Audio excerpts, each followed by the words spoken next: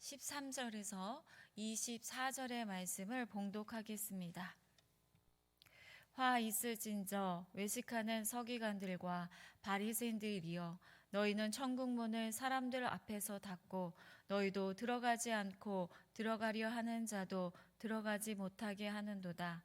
화 있을진저 외식하는 서기관들과 바리새인들이여, 너희는 교인 한 사람을 얻기 위하여 바다와 육지를 두루 다니다가 생기면 너희보다 배나 더 지옥 자식이 되게 하는도다. 화 있을진저 눈먼 인도자여, 너희가 말하되 누구든지 성전으로 맹세하면 아무 일 없거니와 성전의 금으로 맹세하면 지킬지라 하는도다. 어리석은 맹인들이여, 어느 것이 크냐? 그 금이냐? 그 금을 거룩하게 하는 성전이냐?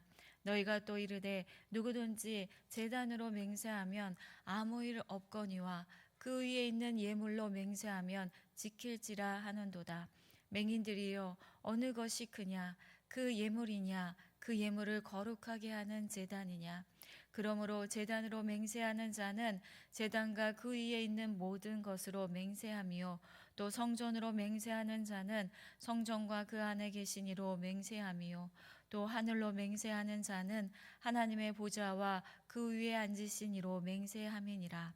화 있을진저 외식하는 서기관들과 바리새인들이여, 너희가 박하와 회양과 근처의 11조는 들이되 율법에 더 중한 바 정의와 긍휼과 믿음은 버렸도다. 그러나 이것도 행하고 저것도 버리지 말아야 할지니라. 맹인된 인도자여, 하루살이는 걸러 내고 낙타는 삼키노다. 아멘. 오늘 본문은 주님의 간절한 호소가 담긴 말씀입니다.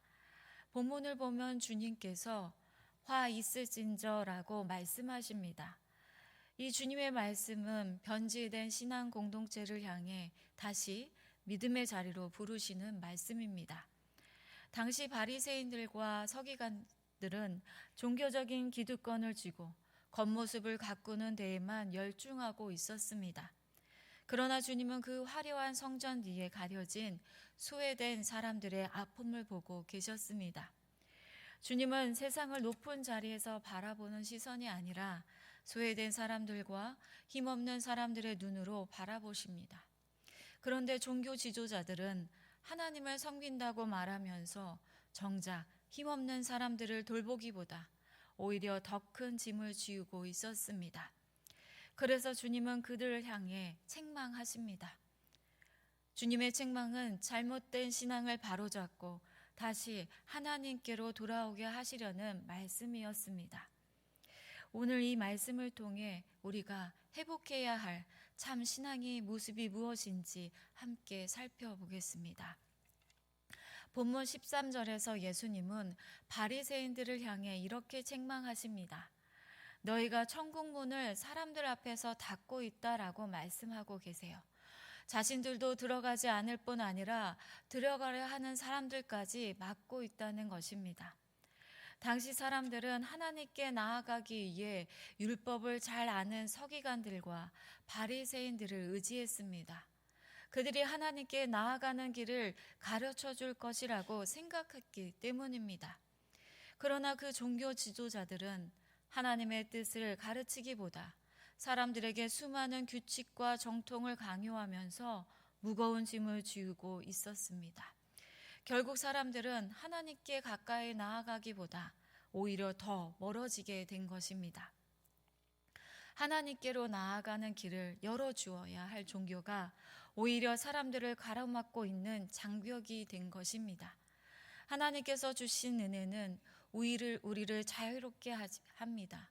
그러나 종교가 권력으로 사용되면 그 은혜를 감옥처럼 만들어 버리는 것입니다. 주님은 이런 모습을 외식이라고 말씀하십니다. 하나님과의 살아있는 관계 없이 규칙과 형식만 붙들고 있는 신앙의 모습을 말합니다.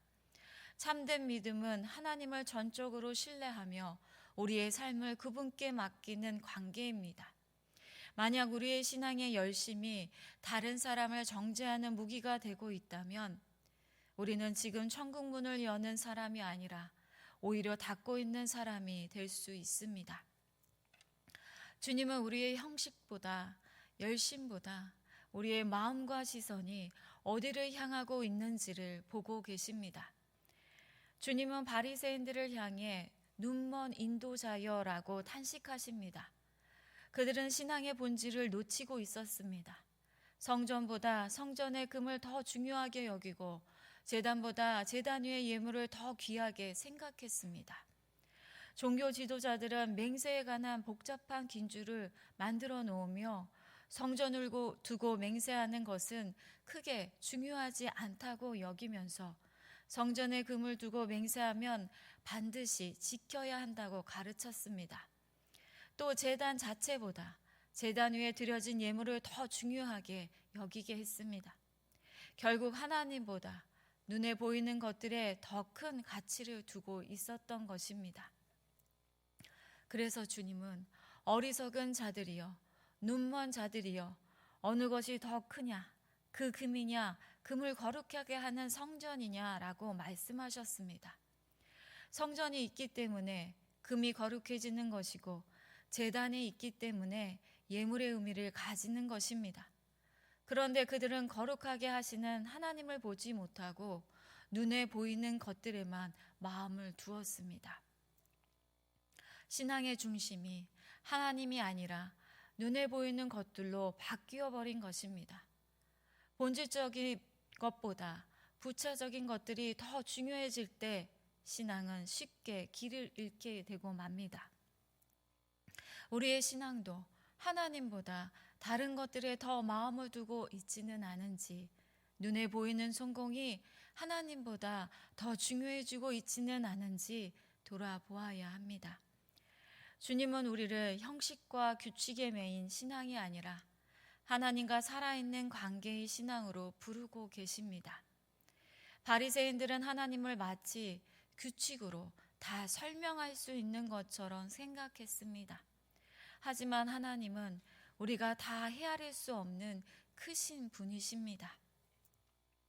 그래서 하나님은 때로 사람들이 주목하는 화려한 곳이 아니라 십자가의 낮아짐 속에서, 상처 입은 사람들 속에서 주님의 마음을 드러내십니다.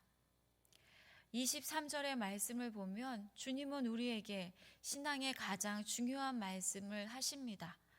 바리새인들은 박하와 외향과 근처의 11조까지도 철저히 드렸다고 기록하고 있습니다. 유대인들은 율법에 따라 농작물의 11조를 하나님께 드렸습니다. 그런데 바리새인들은 밭에서 나는 곡식뿐만이 아니라 집 주변의 작은 텃밭에서 자라는 향신료, 채소들까지도 일일이 나누어서 11조를 드릴 만큼 매우 철저했습니다. 박하와 회양, 근채와 같은 것들은 매우 작은 식물이지만 그것조차 하나도 빠뜨리지 않으려 할 만큼 세밀하게 율법을 지키려 했던 것입니다. 겉으로 보면 매우 경건하고 신실한 모습처럼 보입니다. 그러나 문제는 그들의 신앙의 본질을 놓치고 있었다는 것입니다. 하나님께서 더 중요하게 여기시는 정의와 긍휼과 믿음의 삶 속에서 실천하지 않고 있었던 것입니다. 주님이 말씀하신 정의와 긍휼과 믿음은 하나님께서 우리에게 보여주신 사랑의 방식이며 하나님을 믿는 사람들의 삶 속에서 드러내야 할 신앙의 열매입니다. 하나님께서는 형식이나 의식보다 사람을 향한 공의와 자비, 그리고 하나님을 향한 진실한 믿음을 더 귀하게 여기십니다. 그렇다면 주님께서 말씀하신 공의와 긍휼과 믿음은 우리의 삶 속에서 어떻게 나타나야 할까요? 먼저 정의는 하나님 앞에서 바르게 살아가는 삶을 말합니다. 힘이 있는 사람이 약한 사람을 억누르는 것이 아니라 하나님 앞에서 모든 사람이 공정하게 대우받도록 하는 삶입니다.